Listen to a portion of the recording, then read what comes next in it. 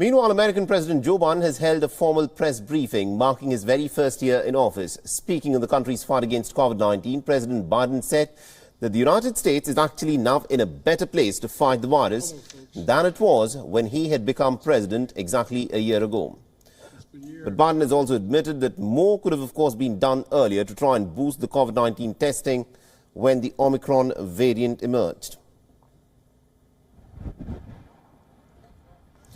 He also said that more is now being done. However, the country has gone from 0 at-home tests a year ago to about 375 million tests on the market in just about a span of a month.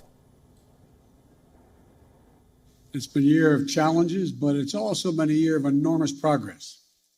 We went from 2 million people being vaccinated at the moment I was sworn in to 210 million Americans being fully vaccinated today. The bottom line on COVID-19 is that we're in a better place than we've been and have been thus far, clearly better than a year ago.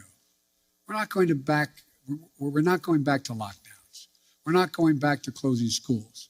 Schools should stay open because the American Rescue Plan, we provided to states $130 billion. $130 billion to keep our students and educators safe and schools open. The President Biden has also confirmed that Kamala Harris will be his running mate if he were to run for the office again for his second term. While the President has alluded that he'll seek nomination for November 2024 election, he has not yet formally announced his intention of course, running for the presidency again. You put Vice President Harris in charge of voting rights. Are you satisfied with her work on this issue? And can you guarantee, do you commit that she will be your running mate in 2024, provided that you run again? Yes and yes. She's going to be my running mate, number one. And number two, I did put her in charge. I think she's doing a good job. Now, Biden's first-year anniversary comes at a very rocky time. He's trying to build America back better, and COVID hospitalizations, however, have reached a record high. Now, Biden's voting rights bill has also failed to get the necessary support in Congress and comes at a time when America's political system is under question. 5, 4, 3, 2, 1. Relax nice and slow.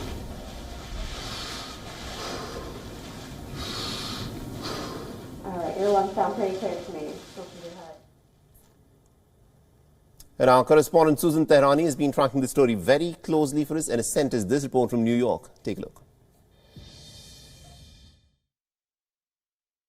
U.S. President Joe Biden held a rare press conference at the White House to mark his first year as a president, defending his record at a time when his poll numbers among the American public continues to sink and is on the decline. One of the most significant moments during that press conference was when the president pointed to the Ukrainian standoff and said that he believed Russian President Vladimir Putin would, quote unquote, move in the troops that he has amassed along the Ukrainian border. The president also signaled that America's response would be very different depending on how Russia would stage that incursion into Ukraine and not whether or not that incursion would take place. Domestically, the president blamed COVID, the Republicans, and even big meat companies for the economic problems many Americans are facing here at home, notably the supply chain crisis and inflation. He denied that he overpromised during his first year. He did say that he actually outperformed expectations, pointing to the decline in COVID deaths, mass vaccinations, and also job creations. Biden said that he commits to keeping Vice President Kamala Harris as his running mate for 2024. He also said that he's disappointed in some within his own party for not supporting his domestic agenda, saying, quote, "I'm not asking for castles in the sky."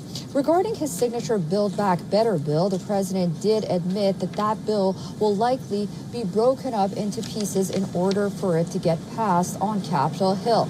Moving forward during his second year, anything he would do differently, he said that he hopes to get out of Washington more and talk to the American public, consult with more quote-unquote experts for constructive criticism, and also he looks forward to campaigning for 2022. And regarding those sinking poll numbers, President Biden said, well, he doesn't pay attention to polls. Susan Tehrani reporting from New York for WION World is One. WION is now available in your country. Download the app now and get all the news on the move.